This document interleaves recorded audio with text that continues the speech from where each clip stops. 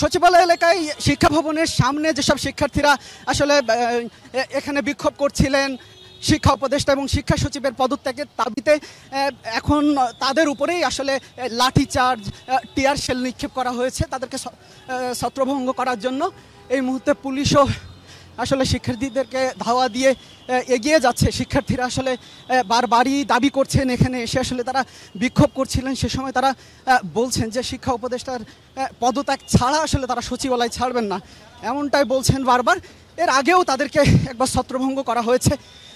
তারা সচিবালয়ের ভেতরে ঢুকে বেশ কয়েকটি গাড়িও ভাঙচুর করেছে, সচিবালয়ের কর্মকর্তাদের গাড়ি ভাঙচুর করেছে বেশ কয়েকটি, এবং আমরা দেখেছি সেসব গাড়িগুলোও ভাঙচুরের পরে সেসব গাড়িগুলোও বের হতে দেখেছি গেট দিয়ে।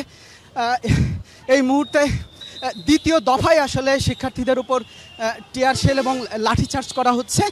পুলিশ কর্মকর্তার সাথেও আমরা কথা বলেছি, তিনিও আসলে বলছিলেন পরিস্থিতি যাতে ঘোলাটে না হয়, আরও খারাপ না হয়, এজন্য তারা সতর্ক আছেন এবং যাতে পরিস্থিতি এখন যা হয়েছে তার চেয়ে যাতে আরও খারাপ না হয় সেই চেষ্টাই তারা করছেন।